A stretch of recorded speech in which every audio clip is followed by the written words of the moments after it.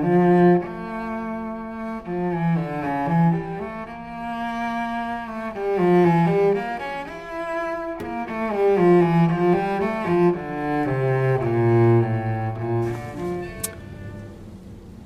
there.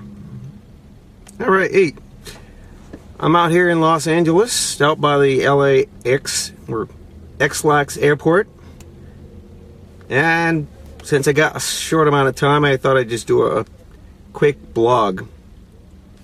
Because I'm starting to see a problem with the situation in Haiti.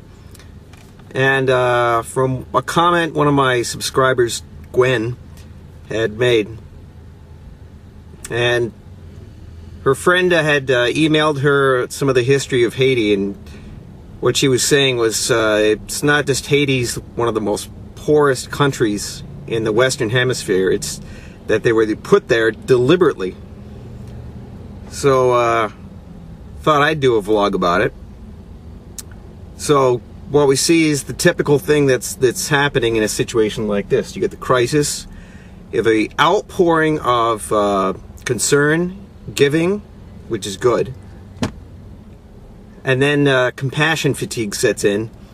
It's off the news, and it's basically out of sight, out of mind, which is bad. Insanely, Obama has asked for $100 million for relief, which in the situation they're in is insane, considering that how much Wall Street got in terms of their bailout. Yeah? Let's see, considering how the Goldman Sachs executives and their bonuses, and Obama saying that's fine, that's the free market. I know both of those guys. They are very savvy businessmen. I, like most of the American people, don't begrudge people's success or wealth. That is part of the free market system. So, all considering, or for instance, you know, the administration paying $392,000 for this guy Jonathan Gruber to promote snuffing the elderly and the handicapped, huh? Or the administration spending $541,000 to this Penn State professor Michael Mann to lie about global warming. Huh? I mean, what's the priority? Now, earlier, okay, Representative Elsie Hastings of Florida had a bill, 2008, for debt relief for Haiti. Because at that time, remember that crisis? Yeah, the food crisis, starvation, and so forth. Now, from what I know, he only had 66 co-sponsors for his bill. Again, that's insane. All right, so I'm going to read something which is an excerpt of basically what the British policy or what the European policy has been since the early days, since France got their ass beat in their little war. William Pitt, 1791. There is no nation in Europe which has plunged so deeply into this guilt as Britain. We stopped the natural progress of civilization in Africa. We cut her off from the opportunity of improvement. We kept her down in a state of darkness, bondage, ignorance, and bloodshed. We have there subverted the whole order of nature. We have aggravated every natural barbarity, and furnished to every man motives for committing, under the name of trade, acts of perpetual hostility and perfidy against his neighbor. Thus had the perversion of British commerce carried misery instead of happiness to one whole quarter of the globe. False to the very principles of trade, unmindful of our duty, what almost irreparable mischief had we done to that continent?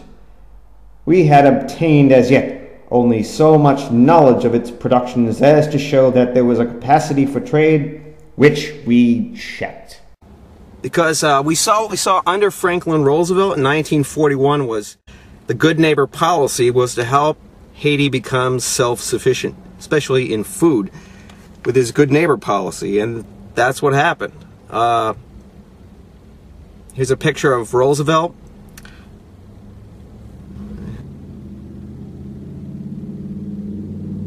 All right, Haiti becomes actually self-sufficient in food.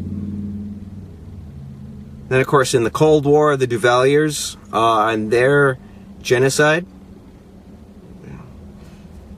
That was done, of course, if you were anti-communist. Well, it didn't matter if you killed. Then in the 80s becomes the crowning jewel, trade liberalization, whereby the International Monetary Fund imposes essentially a dictatorship on you for the issue of debt. They call it the Structural Adjustment Program. And under that, essentially, tariffs were cut from 35% to 3%. And then things like health care were privatized. So, of course, they became an importer of food. 82% of the food was imported. So, obviously, what's in this case? Total debt write-off. And, of course, they need a Marshall Plan approach. So, it's good the military is there for security. And to hell with Chavez. He's an idiot.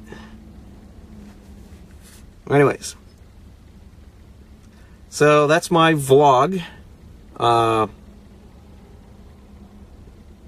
That's a bit. I just had some time. I thought I'd go over some of the history. And it's not much. But,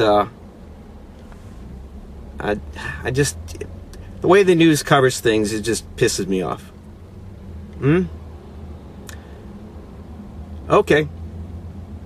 Thanks. I hope that was informative, maybe. So this is Drew out in Los Angeles, live, vlogging from his car. Bye-bye.